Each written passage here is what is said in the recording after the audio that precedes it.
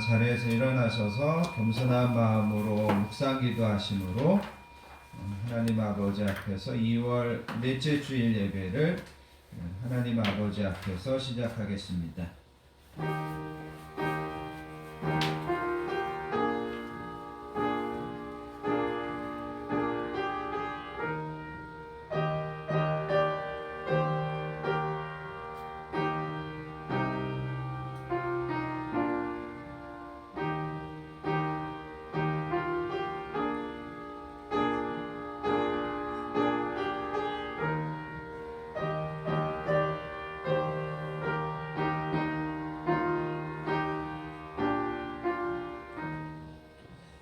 할렐루야. 그의 성소에서 하나님을 찬양하며 그의 권능의 궁창에서 그를 찬양할지어다.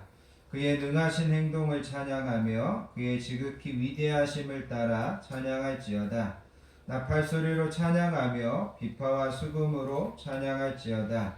소고치며 춤춰 찬양하며 현악과 풍소로 찬양할지어다. 큰소리 나는 재금으로 찬양하며 높은 소리 나는 재금으로 찬양할지어다. 호흡이 있는 자마다 여호와를 찬양할지어다. 아멘. 거룩하시고 은혜로우신 아버지 하나님 감사합니다. 지난 한 주간도 저희들을 각자의 삶 가운데 건강하게 지켜주시고 평안함으로 인도하여 주신 것을 감사합니다. 특별히 2월의 마지막 날 하나님 앞에 나와 우리의 시간과 마음을 구별하여 드리며 찬양하며 예배하게 하여 주시니 감사합니다. 하나님, 오늘도 저희들의 예배가 영과 진리로 드려지는 예배 되게 해주시고 거룩한 산 제사로 드려지는 예배 되게 해주시기 원합니다. 우리의 예배 가운데 친히 임재하여 주시고 이 시간에도 하늘문을 여시고 겸손히 예배하는 저희들에게 하늘의 신령한 복과 땅의 기름진 복을 풍성하게 허락해 주시기 원합니다. 오늘도 예배와 말씀 중에 한 주를 살아가면서 지치고 상한 영혼들이 위로와 새 힘을 공급받게 해주시기 원합니다. 하나님의 은혜와 사랑이 새롭게 깨달아지고 그것을 감사하는 예배되게 해주시기 원합니다. 우리의 모든 문제와 기도 제목들이 해결받는 예배되게 해주시기 원합니다.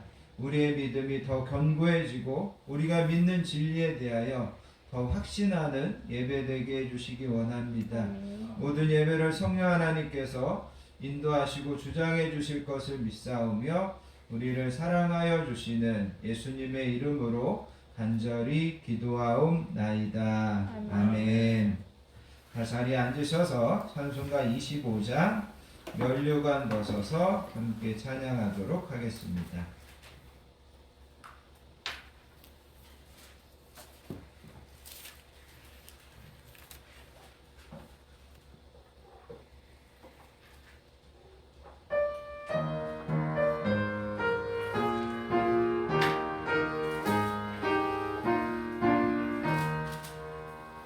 면류관 벗어서 주 앞에 들이세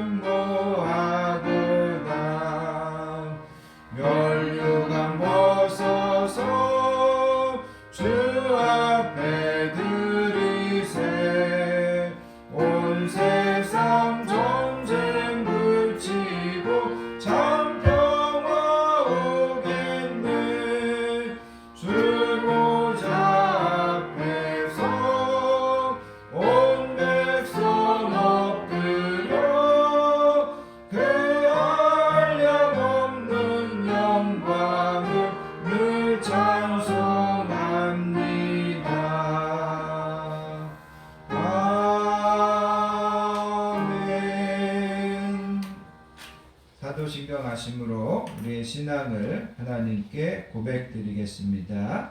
전능하사 천지를 만드신 하나님 아버지를 내가 믿사오며 그 외아들 우리 주 예수 그리스도를 믿사오니 이는 성령으로 잉태하사 동정녀 마리아에게 나시고 본디오 빌라도에게 고난을 받으사 십자가에 못 박혀 죽으시고 장사한 지 사흘 만에 죽은 자 가운데서 다시 살아나시며 하늘에 오르사 전능하신 하나님 우편에 앉아 계시다가 저리로서 산자와 죽은 자를 심판하러 오시리라.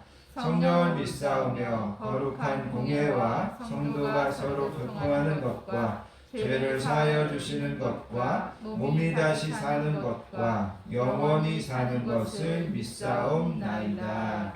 아멘. 이 시간 계속해서 하나님 앞에 참회와 고백의 기도를 드리도록 하겠습니다. 지난 한 주간 우리의 삶을 겸손하게 뒤돌아보시며 한 주를 살면서도 하나님의 뜻과 하나님의 말씀에 우선하여 살기보다 여전히 내 생각과 또 내 욕심과 내 주장을 앞세워 살려고 했던 모습들이 있다면 우리가 하나님 앞에 회개할 수 있기를 원합니다. 하나님은 항상 너희의 모든 삶의 짐과 여정을 나에게 맡기라 말씀하시는데 우리가 믿음이 없어서 하나님께 맡기지 못하고 우리의 뜻대로 되지 않는 것들 때문에 하나님 앞에서 낙심하고 실망하고 원망했던 모습들이 있다면 이 시간 그것도 하나님 앞에 우리가 회개할 수 있기를 원합니다. 이 시간 하나님과 영적으로 교통하고 하나님의 은혜를 충만히 받는데 내 안에 걸림이 되고 방해가 되는 것들이 있다면 성령님께서 그 모든 것들을 옮겨주시고 성령님께서 우리를 새롭게 하여 주시라고 겸손한 마음으로 참회와 고백의 기도를 하나님 앞에 드리도록 하겠습니다. 하나님 아버지 감사합니다. 오늘도 저희들을 예배의 자리로 불러주시고 이 시간 한 주를 겸손하게 뒤돌아보며 참회와 고백의 기도를 드리게 하여 주시니 감사합니다. 성령님 특별히 이 시간 이 부족한 종을 머리 끝에서 발끝까지 조명하여 주시기 원합니다. 한 주를 살면서 내가 하나님의 자녀답게 내가 너 성령님과 동행하며 내가 아버지 하나님의 그리스도의 향기로서 맡겨진 삶을 감당하지 못했던 것들 하나님 이 시간 용서하여 주시기 원합니다. 내 안에 부끄러움이 있고 또 내 안에 아버지 하나님 여러 가지 죄악된 모습들이 있었음을 인정합니다. 하나님 저희들을 특별히 이 부족한 점을 불쌍히 여겨주셔서 이 시간 주님의 보혈로 깨끗하게 씻어주시고 새롭게 되어 하나님 앞에 서서 이 말씀을 전하고 하나님 앞에 서서 이 말씀을 선포하는 이 한 시간 되도록 도와주시기 원합니다. 성령님 이 부족한 종을 온전히 사용하시고 하나님의 영광을 위하여 아버지 하나님께서 쓰시는 귀한 예배 되게 해주실 줄 믿습니다. 감사드립니다. 사랑 많으신 예수님의 이름으로 간절히 기도하옵나이다. 은혜와 긍휼이 풍성하신 아버지 하나님 감사합니다. 오늘도 저희들을 예배의 자리로 불러주시고 이 시간 겸손한 마음과 입술의 고백으로 참회와 고백의 기도를 드리게 하여 주시니 감사합니다. 당연히 사랑하고 용서해야 될 대상을 사랑하지 못하고 용서하지 못한 것들이 있다면 하나님 용서해 주시기 원합니다. 기도해야 될 시간에 더 기도하지 못한 것 있다면 하나님 용서해 주시기 원합니다. 베풀어야 될 시간에 마음을 닫고 인색하게 굴었던 모습이 있다면 하나님 용서해 주시기 원합니다. 더 참아야 되고 더 인내해야 되는데 분노하고 혈기 부린 모습이 있다면 하나님 용서해 주시기 원합니다. 하찮은 이득을 위하여 양심을 저버리고 아무것도 아닌 명예와 자존심 때문에 분을 참지 못하고 감정을 절제하지 못했던 것 있다면 하나님 용서해 주시기 원합니다.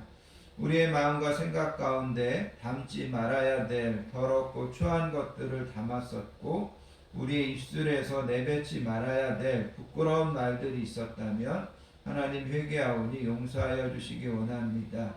예수님께서 그렇게 보배로운 피로 우리를 속량하셔서 하나님의 자녀 되게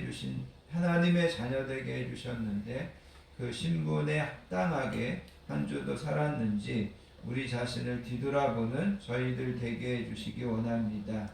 내가 확신하노니 사망이나 생명이나 천사들이나 권세자들이나 현재일이나 장래일이나 능력이나 높음이나 기쁨이나 다른 어떤 피조물이라도 우리를 우리 주 그리스도 예수 안에 있는 하나님의 사랑에서 끊을 수 없으리라.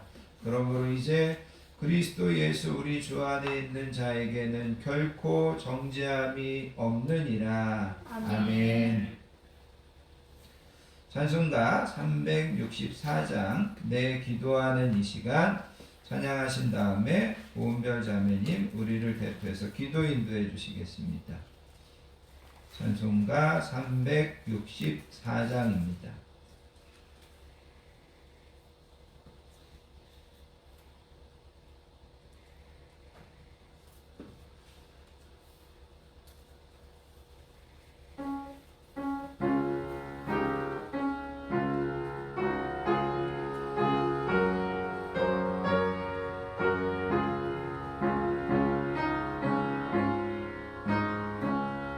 내 기도하는 그 시간 그때가 가장 즐겁다.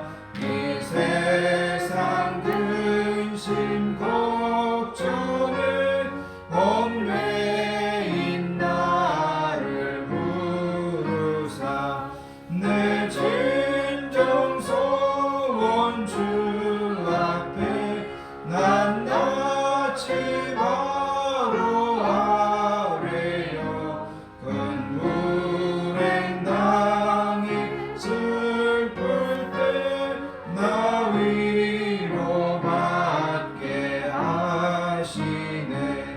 내 기도하는 그 시간 그때가 가장 귀하다.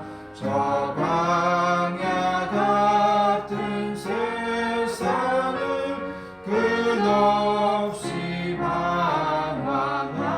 방황하면서 위태한 길로 나갈 때 주께서 나를 이끌어 그 보좌 앞에 나아가 그 은혜 받게 하시네. 그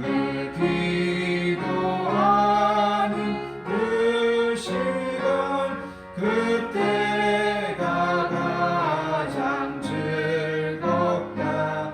이때껏 지은 큰 죄로 내 마음 심히 아파도 참마음으로 뉘우쳐 다 숨김 없이 아뢰며 나를 위해 복 주사 새 은혜 부어주시네. 내 기도하는 그 시간 그때가 가장 즐겁다. 주 세상에서 일찍이 저 요란한 곳 피하여 빈들에서나 산에서 온 마음을 세워 지내사 주 예수 친히 기도로 그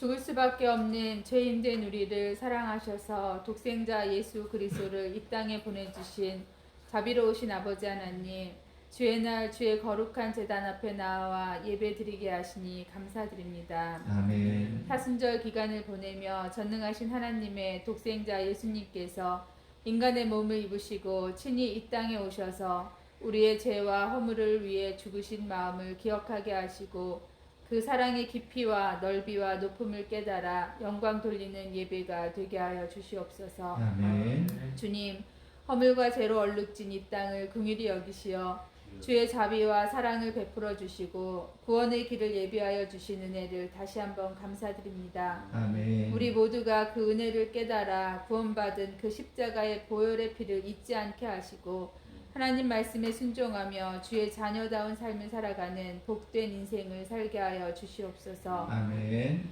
주님, 이 땅에는 아직도 예수님의 사랑을 모르고 세상 속에서 구원의 길을 찾아 방황하는 인생들이 너무나 많이 있음을 보게 됩니다. 예수님의 십자가의 보혈이 그들에게 미련하고 어리석은 것으로 보이지 않게 하시고 그 안에 담겨진 하나님의 지혜를 깨달아 불신앙의 죄를 벗어버리고 예수님을 믿어 구원의 은혜에 참여하게 도와주시길 기도합니다. 아멘. 이를 위하여 먼저 믿는 우리들이 십자가 보혈을 더욱 의지하여 믿음의 본을 보이게 하시고 복음 전도의 사명을 잘 감당할 수 있도록 도와주시길 기도드립니다. 아멘. 아버지 하나님, 코로나19를 이겨내기 위한 여러 노력 가운데 우리나라의 백신 접종이 시작되었습니다.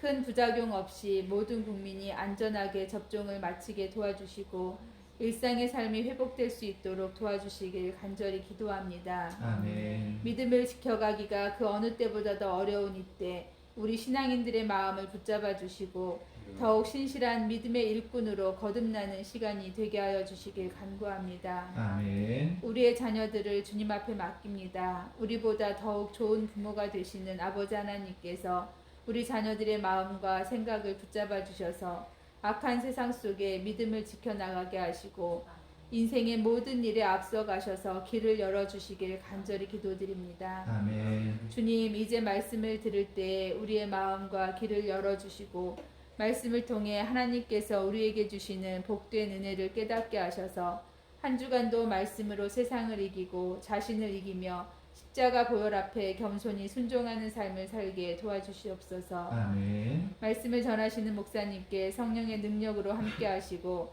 건강을 지켜주시고 날마다 새로운 힘을 주셔서 복된 사역을 잘 감당하시는 귀하신 목사님 되게 하여 주시길 원합니다. 아멘. 함께 참석하지 못한 성도들을 기억하시고 어디에 있든지 우리와 동일한 은혜로 함께하여 주시길 간구하며 이 모든 말씀 우리를 위해 십자가에서 피 흘려 죽으신 귀하신 예수님의 이름으로 기도드립니다. 아멘.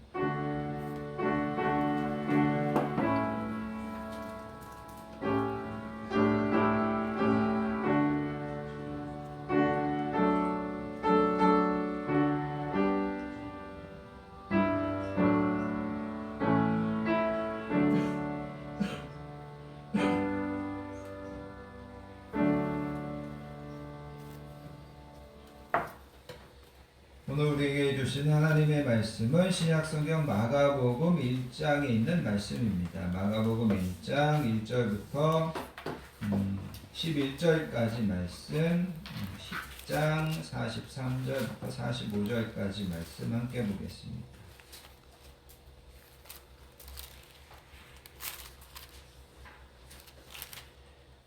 신약성경 마가복음 1장 10절부터 11절까지 말씀.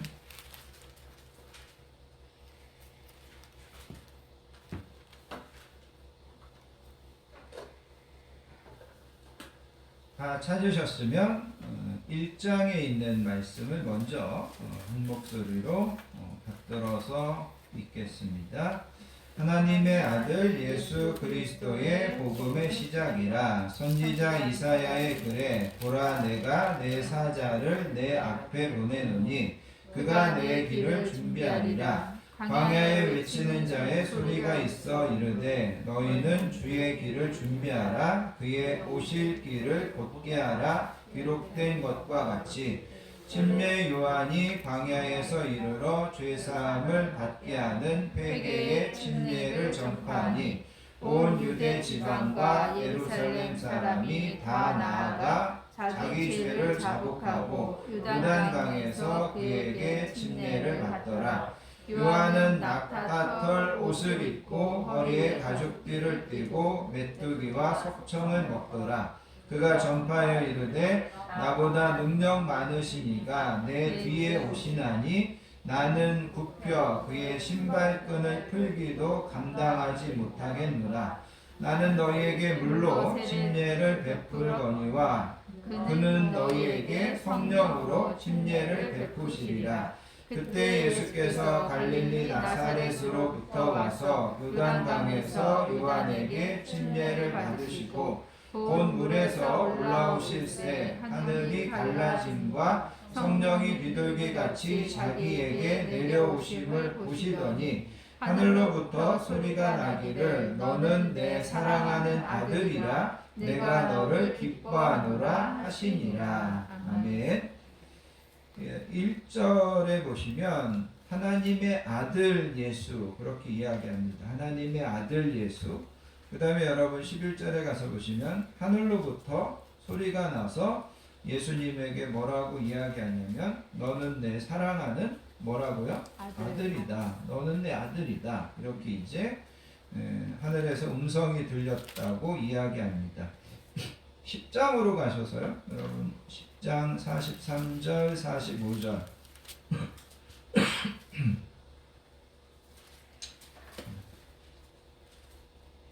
10장 43절 45절은 되게 유명한 말씀인데 예수님이 이 땅에 오신 목적을 가장 분명하게 또 가장 간략하게 우리에게 전해주는 말씀입니다. 여러분 같이 한번 43절부터 45절까지 받들어 읽습니다.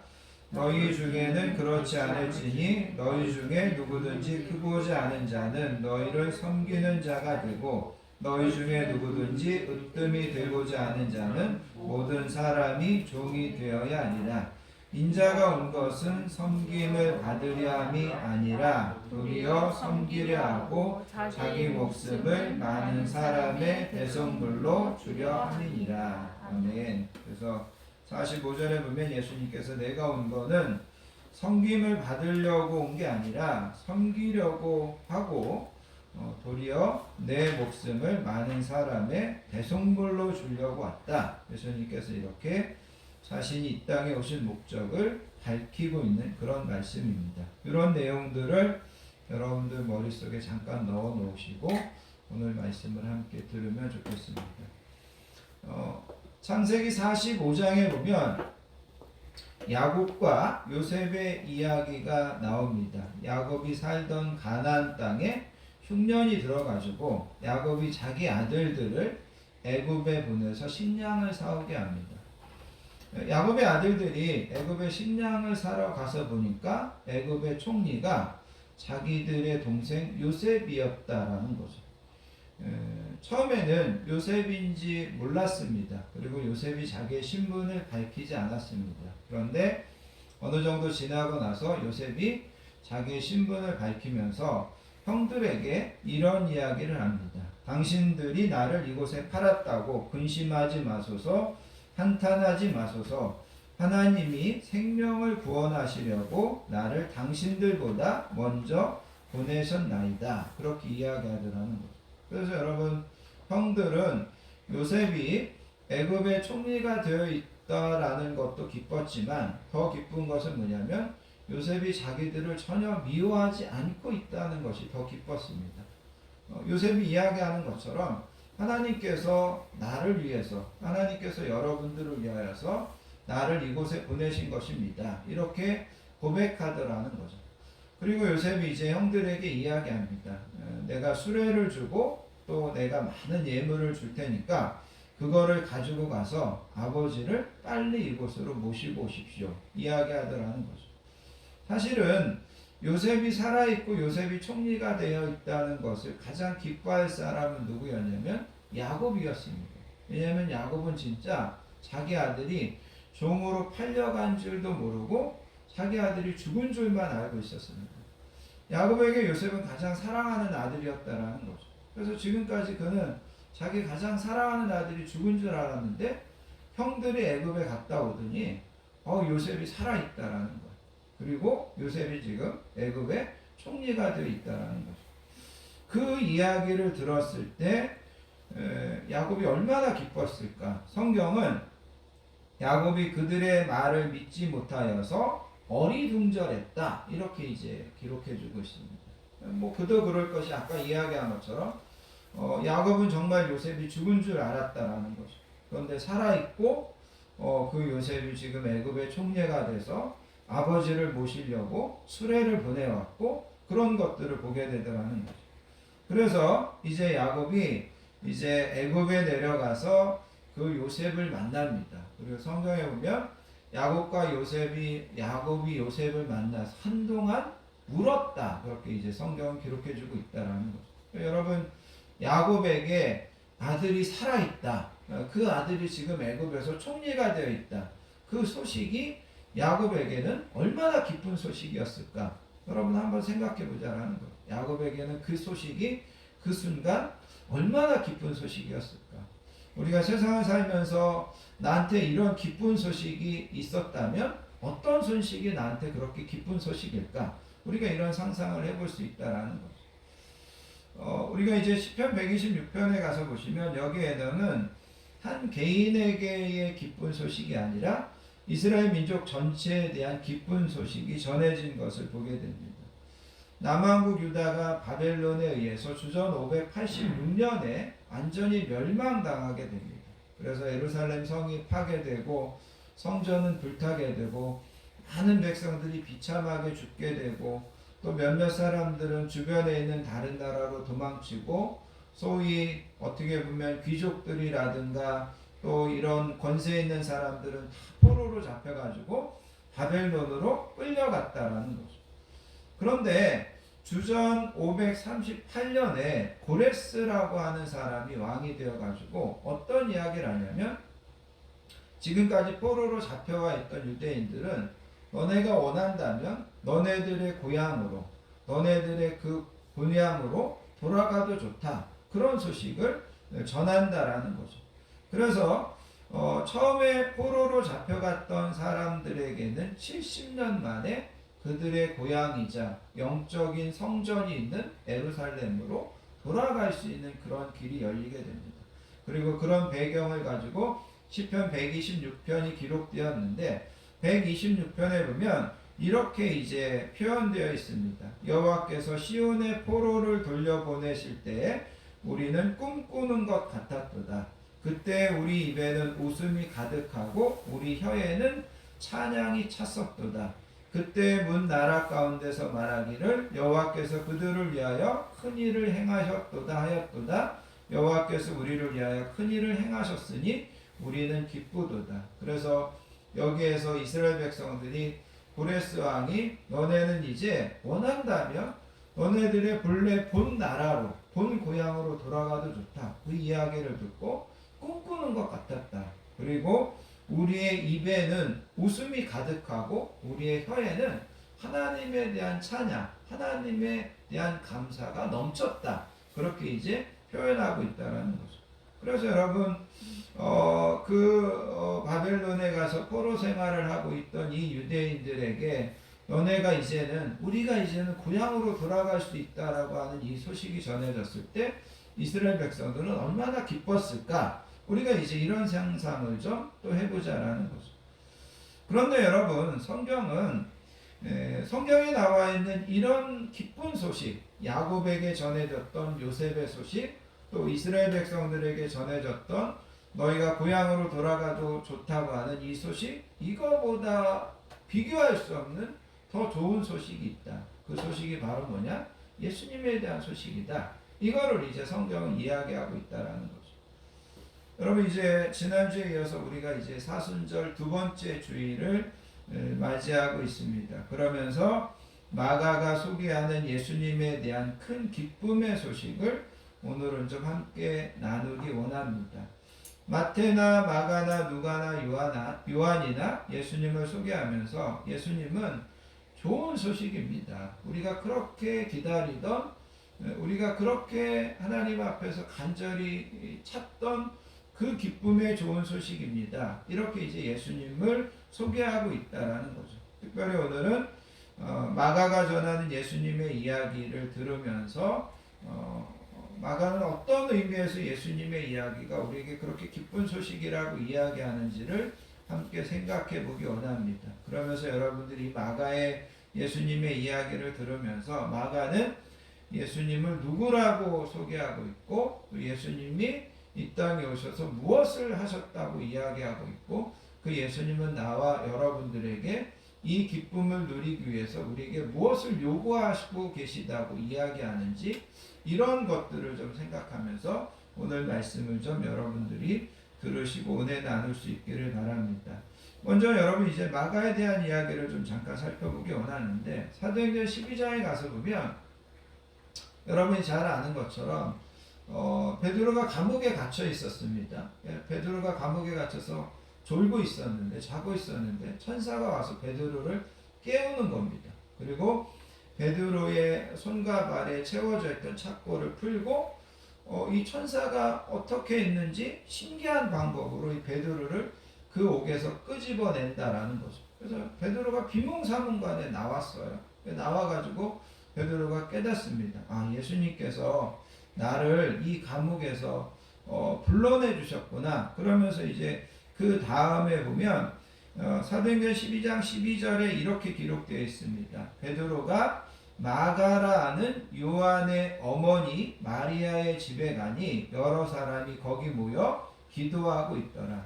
마가라 하는 요한의 어머니 마리아의 집에 가니 여러 사람이 거기 모여 기도하고 있더라. 그래서 베드로가 옥에 갇히고 나서 초대교회 많은 제자들이 한 집에 모여가지고 베드로를 위해서 기도하고 있었는데 그 집이 누구냐면 마가라고 하는 요한의 어머니 마리아의 집이다. 그렇게 이제 이야기합니다. 그리고 나와 여러분들이 오늘 읽었던 이 마가복음을 기록한 사람이 바로 그 마가라고 하는 요한의 어머니 마리아인데 그 마가 요한이 오늘 우리가 읽은 이 마가복음을 기록한 사람이라는 거죠. 그래서 여러분 마가 요한의 어머니 마리아는 예수님과 제자들을 잘 대접하고 예수님과 제자들을 잘 섬긴 그런 여인이었습니다. 마가는 기록에 찾아보면 그가 어렸을 때는 실질적으로 예수님을 만나보지는 못한 것 같습니다. 그러니까 마가가 태어나기 전에 예수님이 이미 그 십자가에서 죽으시고 승천하신 것이 아닐까 이렇게 추정됩니다. 대신 마가는 어머니에게서 예수님의 이야기를 많이 들었을 겁니다. 왜냐하면 어머니가 예수님을 잘 섬기고 또 정말 그 어머니의 집에 예수님이 자주 방문하고 그런 어떤 정말 친한 관계였기 때문에 마가는 어머니로부터 예수님에 대한 이야기를 많이 들으면서 자랐을 것이라는 거죠. 그리고 여러분 마가는 베드로의 제자였습니다. 그래서 베드로를 통해서도 예수님에 대한 이야기를 많이 들었습니다. 그래서 여러분 마가복음에 보면 베드로가 실수하고 베드로에 대한 이야기가 되게 자세하게 나와 있습니다. 왜냐하면 마가는 누구보다 베드로를 잘 알고 있었기 때문에. 또 마가는 여러분 바울의 제자이기도 했습니다. 그리고 여러분 사도행전에 가서 보시면 마가는 바나바의 조카였습니다. 그런 면에서 본다면 마가는 예수님을 직접 만나지는 않았지만 그의 어머니를 통해서 그 다음에 베드로 선생님을 통해서 바울 사도를 통해서 자기 삼촌인 바나바를 통해서 예수님에 대한 이야기를 풍부하게 많이 들었다라는 거죠. 그리고 그런 이야기들을 잘 정리해가지고 나와 여러분들이 오늘 읽으신 마가복음을 기록했는데 우리가 이제 성경에는 마태, 마가 이렇게 나와 있지만 복음서 중에서 가장 먼저 기록된 것이 마가복음입니다. 이것이 이제 마가복음에 대한 어떤 서론적인 이야기입니다. 자, 마가복음을 보시면 여러분 1절을 좀 다시 한번 보시기 바라요. 1장 1절에 보면 마가복음은 이렇게 시작하고 있습니다. 하나님의 아들 예수 그리스도의 복음의 시작이다. 그래서 여러분 마가는 예수님을 소개하면서 가장 먼저 예수님을 뭐라고 소개하냐면 예수님은 하나님의 아들이다 라고 소개하는 것을 보게 된다라는 거죠. 그러면서 예수님이 하나님의 아들이라는 것을 이 마가는 계속해서 반복해서 여러 번 이야기하는 것을 보게 됩니다. 그래서 여러분 아까도 이야기한 것처럼 여러분 10절 11절에 가서 보시면 예수님께서 침례를 받으셨어요. 그런데 예수님께서 침례를 받으시고 여러분 10절에 가서 보시면 물에서 올라오실 때 하늘이 갈라지고 성령이 비둘기같이 예수님에게 임하고 그러면서 하늘로부터 소리가 나서 뭐라고 이야기하냐면 너는 내 사랑하는 아들이다 내가 너를 기뻐한다 이런 음성이 하늘로부터 들렸다라는 거죠. 그런데 여러분 조금 더 쭉 내려가 보시면 여러분들이 이제 마가복음 9장에 가서 보시면 예수님께서 변화산에 가십니다. 베드로하고 요한과 야고보만 데리고 변화산에 가셨는데 거기서 예수님께서 변형되셨는데 어떻게 변형되셨냐면 예수님의 옷이 사람이 빨래해서 그렇게 희게 할 수 없을 정도로 예수님의 옷 전체가 희게 되었습니다. 그리고 예수님께서 거기서 모세와 엘리야 선지자를 만나서 이야기하는 것을 제자들이 보았습니다. 제자들이 황홀하게 그런 것들을 구경하고 있었는데 그때 하늘로부터 음성이 들렸습니다. 뭐라고 들렸냐면 이는 내 사랑하는 아들이니 너희는 그의 말을 들어라. 그러면서 하나님의 음성이 제자들에게 들렸습니다. 이는 내 사랑하는 아들이니까 너희는 내 아들 예수의 말을 들어라. 그래가지고 여러분 이 마가복음에는 하나님께서 친히 예수님이 침례 받으실 때 예수님에게 말씀하셨고 또 예수님께서 변화산에 올라가셔서 변형되실 때 하나님께서 제자들에게 친히 말씀하셨습니다. 예수님은 내 사랑하는 아들이다 이렇게 말씀했다라는 거죠. 그리고 여러분 오늘 우리가 읽은 마가복음 1장 1절에서 마가는 예수님을 소개하면서 예수님은 하나님의 아들이다라고 소개하고 있다는 거죠.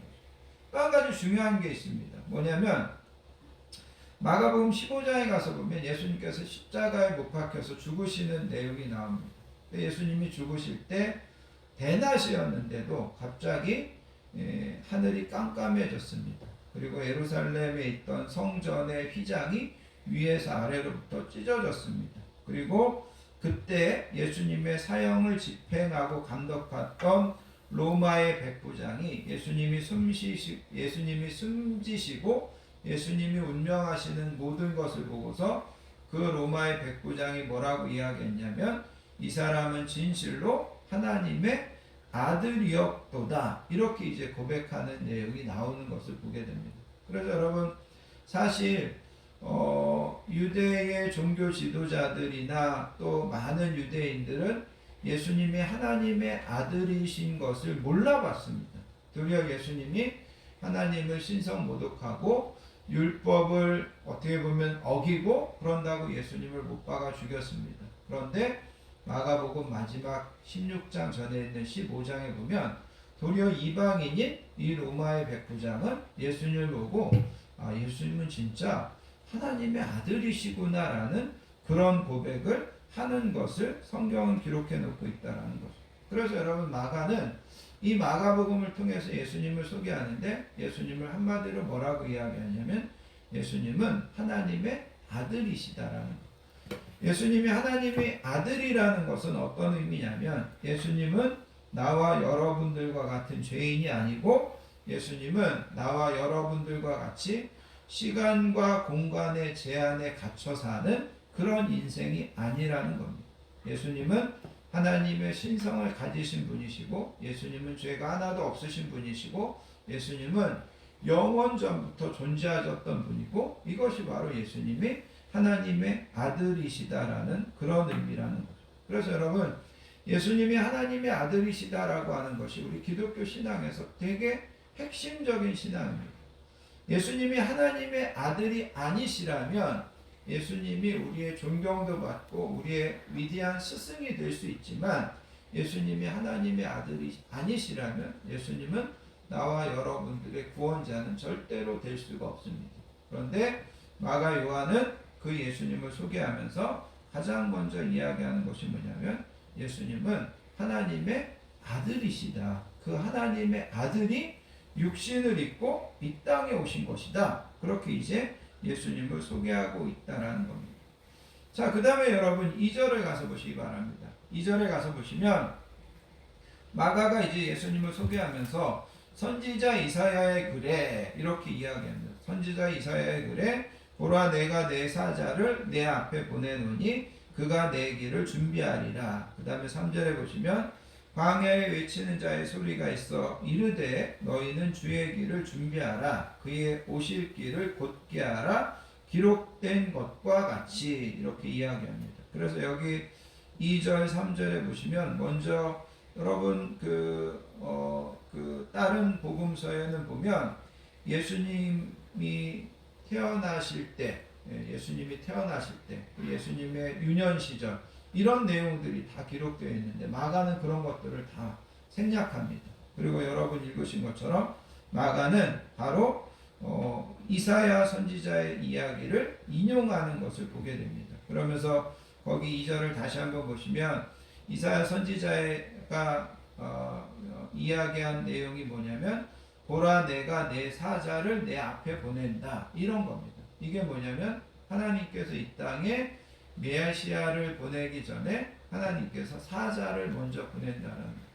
여러분 여기서 사자는 여러분들이 동물원에서 볼 수 있는 라이언이 아닙니다. 여기서 이야기하는 사자는 왕이 어떤 전쟁을 나가거나 아니면 어떤 곳에 여행을 하거나 아니면 사냥을 나갈 때 왕이 가기 전에 어떤 신하를 보내는 겁니다. 어떤 선구자를 보내는 겁니다. 그래서 왕이 오실 길을 다 준비하고 왕이 묵을 어떤 잠자리를 알아봐 놓고 왕이 먹을 식사를 준비해 놓고 그래서 이제 사자를 보내는 건데 하나님께서 이사야 선지자에게 이스라엘 백성들에게 주신 약속이 뭐냐면 내가 너희들에게 메시아를 보내기 전에 그 메시아의 길을 준비하는 사자를 먼저 보내주겠다. 하나님께서 그렇게 약속하셨다는 거죠. 그리고 그 사자가 와서 하는 일은 뭐냐면 메시아 되시는 예수님이 오실 길을 준비하는 겁니다. 그 길을 곧게 하고 그 길을 평탄하게 하고 그거를 이제 하나님께서 약속하셨다는 거죠. 그래서 여러분 오늘 본문에 나와 있는 마가는 이 이사야서에 있는 말씀을 그대로 인용하면서 뭘 이야기하냐면 하나님께서 그 옛날 메시아를 보내기 전에 사자를 보내시겠다고 약속하셨는데 하나님이 이미 그 사자를 보내셨습니다. 그 사자는 지금 저 광야에서 회개하라고 복음을 외치고 있는 침례 요한입니다. 이 마가가 그거를 이야기하고 있다는 거죠. 그러면서 마가가 이야기하는 것은 뭐냐면 하나님이 그렇게 예정하셨던 사자를 보내셨다면 이제 하나님께서 곧 메시아도 보내실 겁니다. 이게 이제 바로 요한이 이야기하고 있는 내용이라는 거죠. 그래서 여러분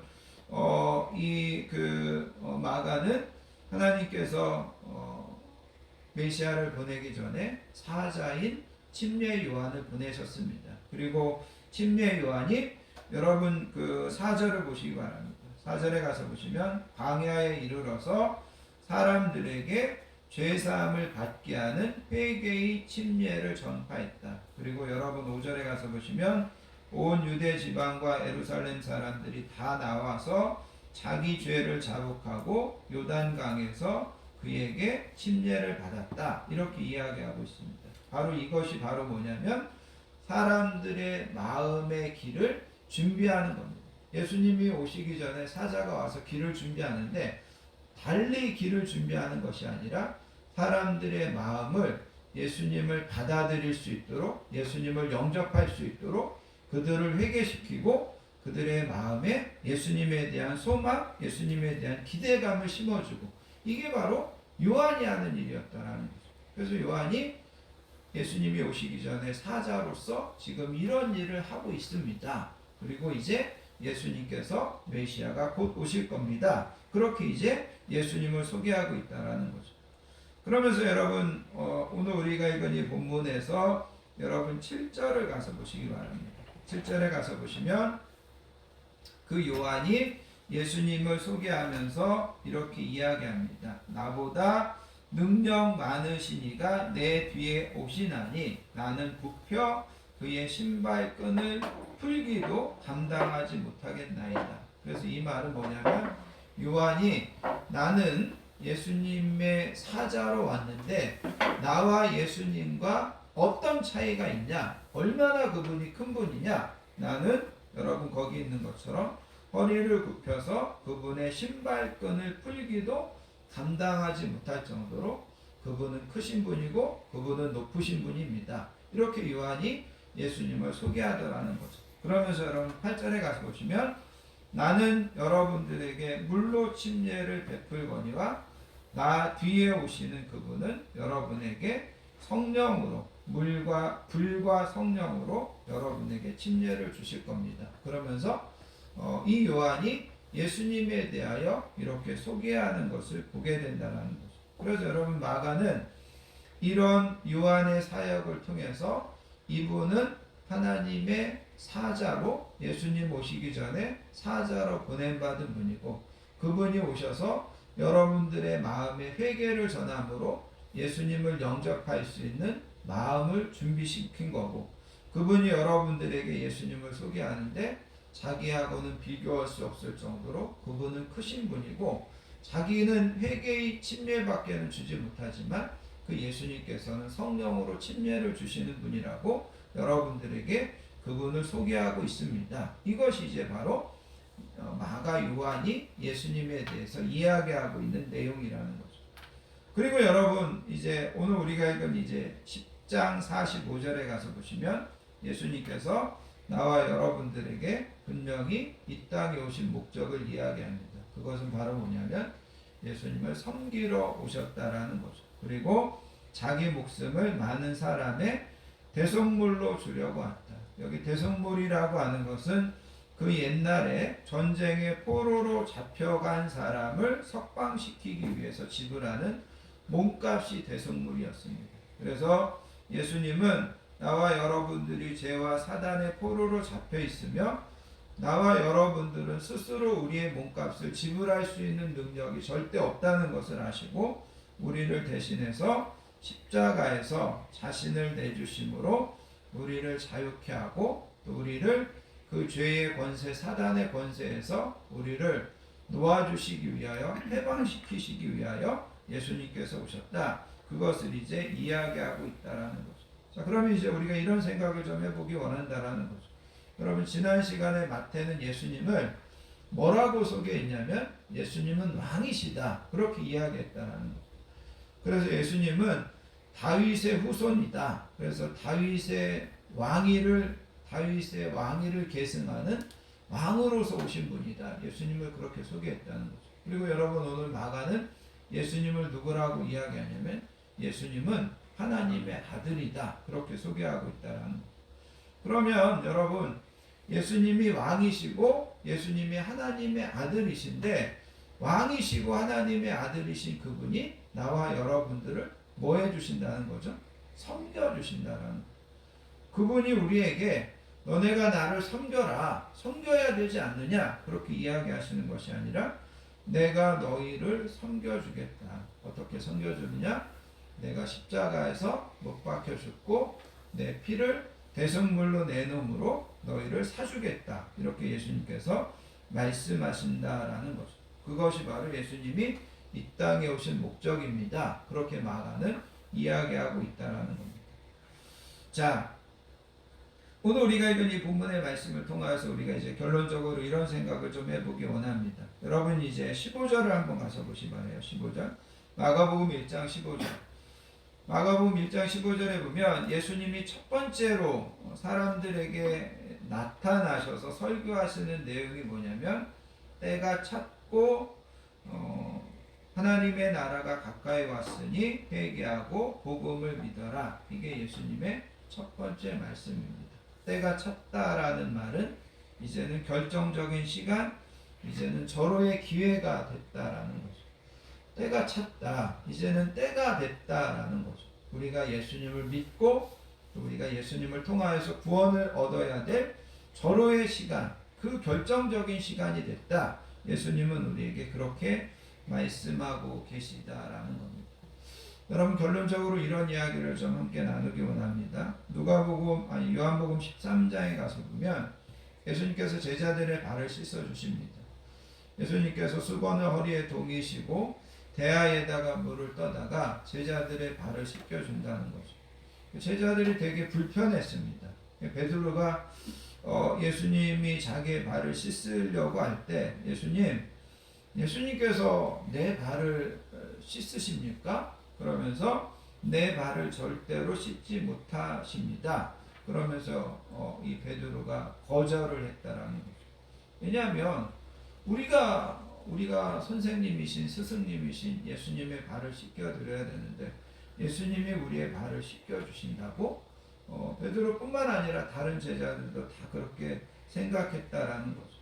근데 예수님께서 이렇게 말씀하셨습니다. 내가 너를 씻어 주지 아니하면 내가 나와 상관이 없느니라. 내가 너를 씻어 주지 아니하면 너가 나와 상관이 없다. 이렇게 이야기하시더라는 거죠. 여러분, 지금도 많은 사람들이 예수님이 우리를 섬기기 위하여 십자가에서 피 흘려 죽으셨다라는 것을, 예수님이 우리를 섬겨주신다고, 그리고 예수님이 우리를 섬겨주시면 우리를 돈이나 많이 벌게 하시든가 아니면 성공하게 하시든가 그러지, 왜 십자가에서 피 흘려 죽으시는 것이 우리를 섬겨주시는 거야? 그러면서 이 예수님의 섬김을 못마땅하게 생각하고 예수님의 이 섬김을 안 받겠다고 이야기하는 사람들이 있다는 거죠. 그러나 여러분, 예수님의 이 섬김을 우리가 가장 영광스럽게 하고 예수님의 이 섬김을 가장 빛나게 하는 것은 바로 뭐냐면 예수님께서 내가 너희들을 이렇게 섬겨주겠다라고 말씀하신 것을 나와 여러분들이 어떻게 하는 것일까요? 그대로 받아들이는 겁니다. 예수님이 정말 하나님의 아들이시고 예수님이 정말 왕이신데 나를 그렇게 섬겨주시겠다고? 그러면 우리가 그거를 정말 감사하는 마음으로 그대로 받는 것, 그것이 바로 예수님이 가장 기뻐하시는 일이고 예수님의 섬김을 가장 영광스럽게 만드는 것이다. 그거를 여러분들 기억하시기를 바랍니다. 그리고 그 예수님의 섬김을 내가 내 마음을 열고 그대로 받아들일 때 그것이 진짜 내 안에서 좋은 소식이 되어서 내 안에서 놀라운 변화의 역사를 우리 안에서 일으키게 된다. 성경은 이야기하고 있다는 거예요. 여러분, 우리가 세상을 살면서 이런저런 소식들을 듣기를 원하는 것들이 있습니다. 때로는 자녀들을 통해서, 때로는 남편을 통해서, 때로는 어떤 물질적인 것들을 통해서 좋은 소식들을 듣기를 원한다라는 거죠. 그런데 성경은 그런 것들은 우리에게 잠시 기쁨을 줄 수는 있을지 모르지만 우리에게 영원한 기쁨의 소식은 되지 못한다. 나와 여러분들에게 진짜 영원한 기쁨의 소식은 예수님이 우리를 위해서 이 땅에 오셨고 그분이 우리를 섬기기 위하여 자기 자신을 십자가에서 대속물로 주셨다고 하는 이 이야기, 이것이 우리에게 가장 큰 기쁨의 소식이다. 그것을 이야기하고 있다는 거죠. 그 소식을 여러분들의 마음에 그대로 받으시면 그 소식이 여러분들 마음에서 이것이 진짜 왜 기쁨의 소식인지 그런 놀라운 변화를, 역사를 일으킨다는 것을 여러분 믿으시고 다른 세상에서 다른 소식을 기대하고 다른 것들을 기쁨으로 얻으려고 하지 마시고 예수님이 이 땅에 오셨다. 나를 섬기기 위하여 십자가를 지셨다. 이것이 진짜 기쁜 소식이다라는 것을 여러분들이 믿으시고 그 소식을 정말 하나도 가감 없이 여러분들이 그대로 받아들이고 여러분들이 그대로 누리시는 저와 우리 모든 성도님들 되시기를 예수님의 이름으로 축복합니다. 아멘. 기도하겠습니다. 하나님 아버지 감사합니다. 우리들을 사랑하셔서 예수님을 이 땅에 보내주시고 또 그 예수님이 왕이시고 하나님의 아들이신데도 도리어 우리를 섬겨주시고 도리어 자기 자신을 십자가에 내놓는 말씀을 오늘 우리가 듣습니다. 하나님, 이것이 우리에게 얼마나 기쁜 소식이고 복된 소식인가 깨닫게 해주시고 우리가 세상에 정말 작은 것들, 순간 지나가는 것들로 인하여서 기뻐하고 즐거워하는 것이 아니라 이 복음으로 이 하나님의 사랑과 은혜 안에 감격하고 기뻐하며 날마다 살아가는 우리 모든 성도님들 되게 해주시기 원합니다. 계속해서 사순절을 보내고 있습니다. 예수님을 묵상하고 예수님을 더 알아가고 예수님과 날마다 동행하며 예수님의 은혜, 예수님의 사랑을 깊이 깨닫는 사순절 보내게 해주시기 원합니다. 감사드리며 사랑 많으신 예수님의 이름으로 간절히 기도하옵나이다. 아멘. 찬송가 92장 위에 계신 나의 구주 찬양하시면서 준비하신 예물 하나님 앞에 올려드리겠습니다.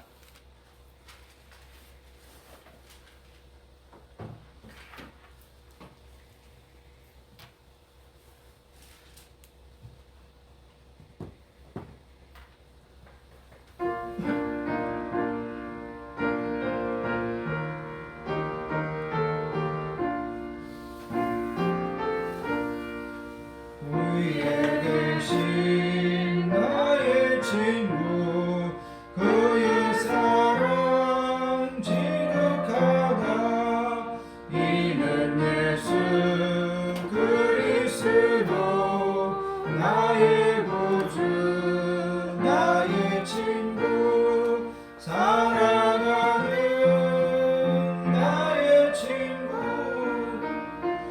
늘 가까이 계시도다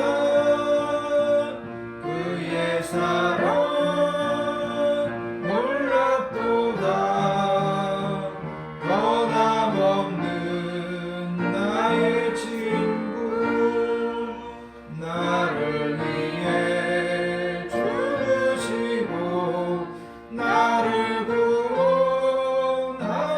구원하셨으니 기쁨으로 경배하며 찬양하리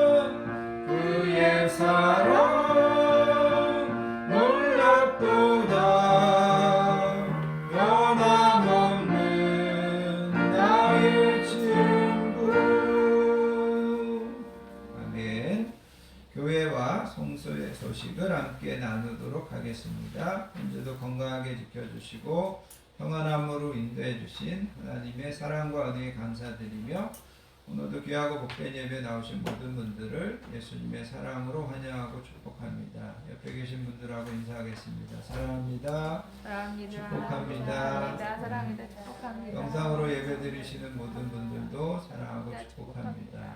오늘이 2월 마지막 날입니다. 내일부터 새로운 한 달이 시작하는데 3월 한 달도 하나님의 선하심, 인도하심과 또 풍성하신 은혜가 날마다 함께하는 복된 한 달로 시작하시기 바랍니다.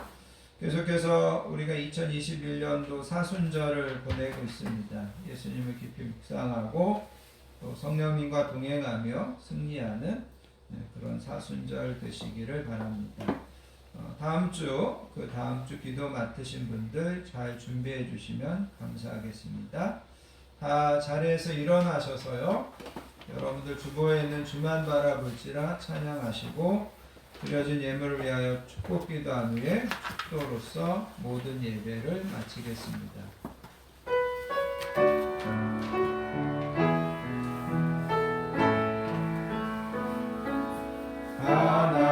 하나님의 사랑을 사모하는 자 하나님의 평안을 바라보는 자 너의 모든 것 창조하신 우리 주님이 너를 얼마나 사랑하시는지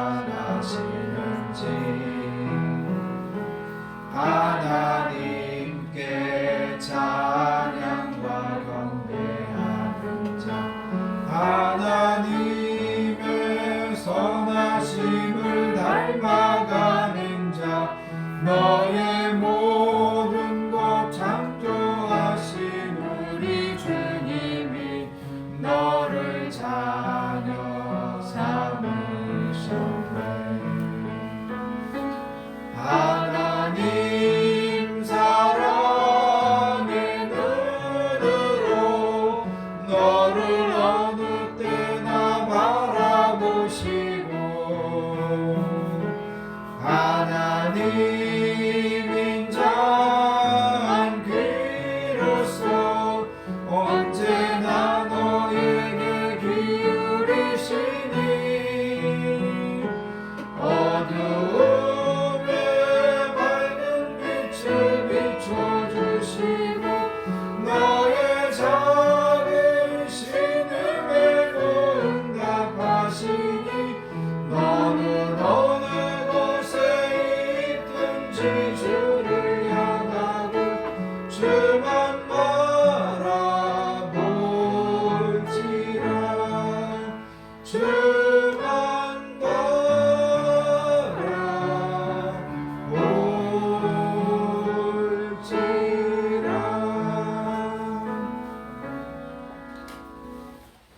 하나님 아버지 2월의 마지막 날 하나님 앞에 나와 예배로 이번 한 달을 결산하게 하여 주시니 감사합니다. 이번 한 달도 하나님의 은혜와 하나님의 도우심 안에 살아갈 수 있었던 것을 감사드리고 또 내일부터 시작하는 3월도 하나님 날마다 함께 하시고 은혜 베푸셔서 승리하고 하나님께 영광 돌리고 평안함으로 인도함 받는 복된 하루하루 되게 해주시기 원합니다. 아멘. 오늘도 하나님 앞에 나와 겸손한 마음으로 예배하며 우리의 소원, 우리의 기도 제목, 우리의 정성과 사랑을 담아 하나님 앞에 귀한 예물 올려드리는 손길들이 있습니다. 하나님 기쁘게 흠양하시고 드려진 모든 손길과 가정과 자녀들 위해 하나님께서 만배로 갚아주시고 하나님께서 형통하심의 복으로 채워주실 줄 믿습니다. 아멘. 이제는 우리 주 예수 그리스도의 크신 은혜와 성부 하나님의 극진하신 사랑과 성령님의 내주하심, 위로하심, 충만하심의 축복이 예수님을 우리의 마음 가운데 모시고 그 예수님의 섬김을 감사하며 그 예수님을 통하여서 참된 기쁨의 소식과 참된 평안의 삶을 살기를 소원하는 사랑하는 모든 성도님들 머리머리 위에와 그의 가정과 자녀들 위해 우리 건강한 교회 위에 이 나라의 민족 위에 이제로부터 영원토록 함께 하시옵기를 간절히 축원하옵나이다. 아멘.